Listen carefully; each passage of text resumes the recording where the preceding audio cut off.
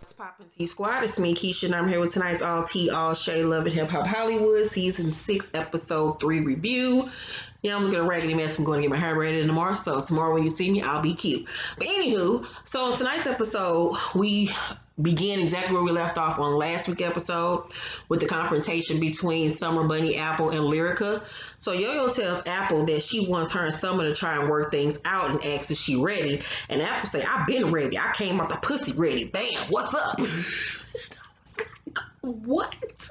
Bitch, we didn't need that visual, sis. So Lyrica says that she has a lot of questions for Summer that she knows that A won't answer. So Summer say, why motherfuckers got backup? They not got baggage. Bitch, you like 10 years older than me. Why the fuck she need baggage? Baggage? Okay. So Apple say, you took a lot of baggage in that mouth. You fucked her husband, bitch.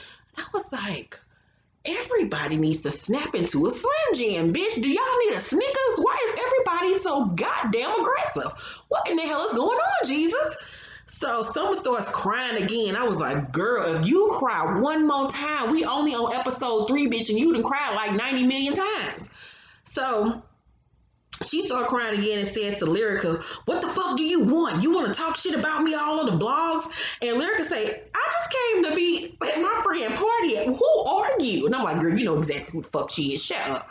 So Princess standing back just looking like, ew. So Ray J try to calm Lyrica down. And then Princess say, why are you mad at her? And Summer say, shut the fuck up. I wasn't even talking to you. And then, Princess thinks she Billy Badass. So she go to lunge towards Summer like security really gonna let her get close. Ray J then quickly snatches her the fuck back. Cause Prinky. Can't nobody touch Prinky. So Summer say, the bitch can't even handle her own battles. The bitch is weak. And I low-key agree with that situation because Lyrica, you needed Apple and you needed Princess to back you up. Because everybody know Lyrica ain't fighting no goddamn body. But she brought them with her because she knew that they would fight on her behalf. So security escorts Summer and her friend out. Ray J and then decide it's time for him and Princess to fucking leave.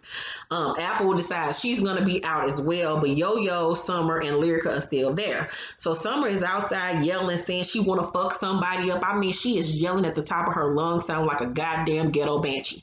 So Yo-Yo asked Summer to come back inside and talk to Lyrica one-on-one. So they sit next to each other. And I was like, you hoes are sitting mighty close to each other, but this bitch to have fucked my husband. Because ain't no way in hell I could have been this close to that bitch and I ain't snatch her by her motherfucking throat.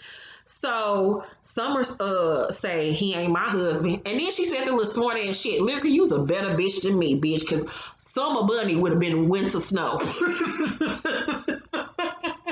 After I got done with her ass. So Yo-Yo sit in between them and say, you can't start off like that. That you can't do that now. That's wrong. So Lyrica say, I heard y'all had a FaceTime conversation. Summer say, yeah, it was a FaceTime conversation. Now she's being very snarky and very condescending as she's speaking.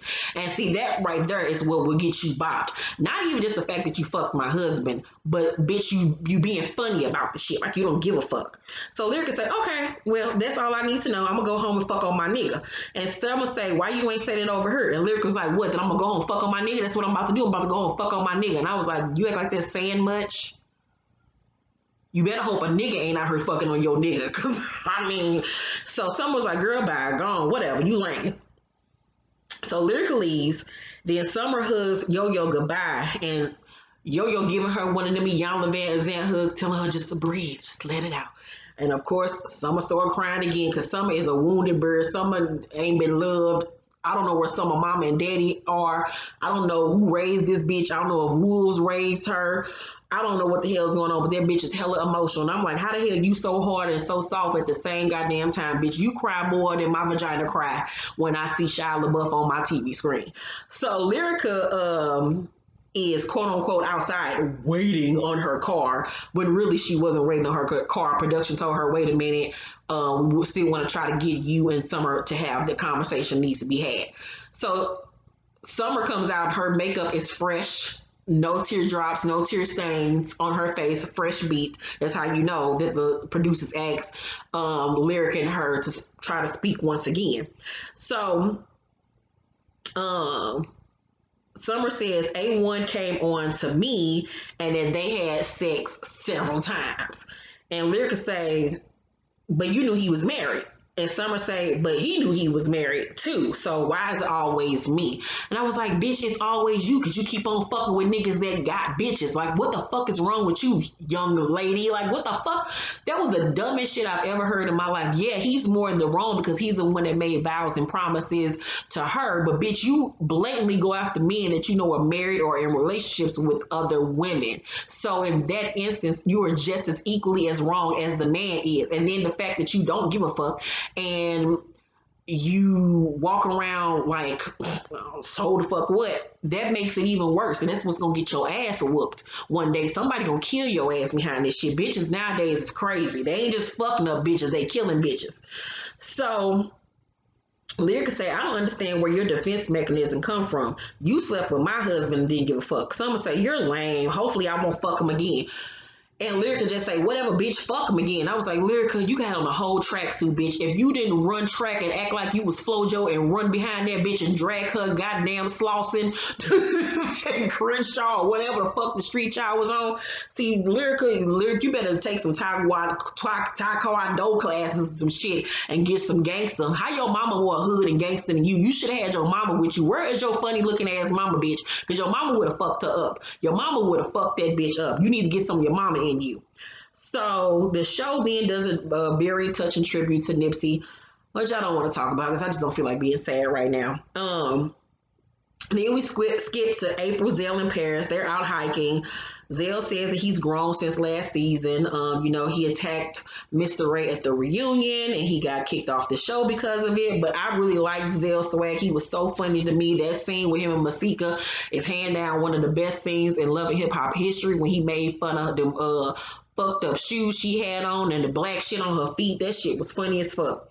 So Paris is trying to lose weight so she can get more television roles. You can tell she lost a few pounds. She look a little bit better, but Paris is one of them big girls that don't believe in undergarments. She don't run a right size bra. She don't believe in girdles. She don't believe in buying jeans that actually fit her. I don't understand who helps her buy her clothes, but she needs a stylist immediately. So we find out that her and Zell are now besties and they live with each other. So I'm like, does Zell not do styling anymore? Like, what's going on with that? So April tells them that she went to K. Michelle's show with Moniece and that she asked her to go on tour and that she said, yeah. Zell and Paris like, bitch, you'd be better off going on tour with us. So April tells him that Brittany B was being weird and condescending towards her. And I was like, no, bitch, you were the weird one. Zell says that he knows her and that she asked him to come to an event of hers. And then Zell informs us that him and Mr. Ray have squashed their beef and that he apologized that Mr. Ray apologized to him. And I was like, well, I hope you apologize to Mr. Ray because you was the one that attacked him. So Yo-Yo and Apple go to see this dude named Mickey Monday perform. Now, I've seen Mickey Monday YouTube videos years ago on YouTube. I just ran across him and I liked his aesthetic. I liked his look, but I never really got into his music. But we found out that he was one of the students from her school for hip hop, and she brings Corrupt along to his performance to see him perform. And Corrupt tell him, he think he a dope rapper, but based upon his looks, he looks like a rocker. And I don't necessarily think that's a bad thing because it's plenty of rappers that dress the way that he does. He just does, the rappers just don't have the long hair. They have on more of the chains and this, and that. But I don't find anything wrong with Mickey Monday's aesthetic. I actually like it. I think it sets him apart. I love his long curly hair. I like his aesthetic. He has a nice flat abs or whatever. He looked more attractive to me in his confessional than he did in his scene or whatever, but I like his aesthetic. So he, he says that he's being himself. He grew up in Crenshaw, he grew up in Compton or whatever. His family grew up, he was raised in a house where his father played hip hop music. This is the music that he grew up on. And we found out that him and Apple have known each other for years. So Yo-Yo talks to Apple about Summer and that whole situation. Apple says she's sucking dick for likes and his bitches out here hoeing on the stroll just to take care of their kids, real back in the day hoeing. I just don't respect someone that's just doing it for clout. I was like, so when did there become standards in hoeing? Apple, what the fuck are you talking about? the shit that this bitch comes up with. Like, when did there become a hierarchy of hoedom, and where there becomes standards and morals when it comes to hoeing. Hoeing is hoeing is hoeing is hoeing. Bitch, what? So Yo-Yo say, that can no longer be your concern. And I was like, hallelujah, thank you, Jesus. But of course, it goes in one ear and out the other. And all I can concentrate on that scene is, did Apple get her lips done too outside of getting her teeth done? Because her lips were a lot more plumper than they used to be. They were very puffy. So somebody down in the comment section, let me know, do you all think that she got lip injections as well? And I was like, Apple, I hope you ain't just spending your money on aesthetic shit and not saving for you and your goddamn kids and getting y'all a nice place and things instead of getting shit done to your body, bitch. So A1 returns home, and none other than Mama Pam comes and picks him up from the airport. Now, y'all know Mama Pam is one of my MVPs. She's one of my favorite people to do impressions on. If you're new here, you're about to be introduced to my Pam impression. But first of all, before I even get into my impression, let's talk about Pam's aesthetic. So Pam shows up to pick her son up from the airport. Pam got on a wig with a part in the center, and it had like some little crinkles in it. This is one of her better wigs. So her wig game wasn't horrible. It was one of the better ones. But it was the accessories. It was the accessories, Jesus. Just, woo, Jesus. So she had an earring in her nose. Then she had an earring right here that she looked like she got from Claire's or from one of her granddaughters or her grandbabies or whatever. It was a heart. It was a heart earring right here. The heart earring was about this big, just sitting right there. And I was like, that was a choice. And then she had on a rhinestone nautical necklace. I don't know where she got it from. It was huge. It literally looked like she could put it out to sea. Then she had on another necklace on there. Then she had on a low-cut dress. And I was just like, Pam, where in the fuck is you going? You have been on this show for how many seasons, ma'am? And you still looking like this? But I'm here for it, Pam. I'm here for it, bitch. You are my idol.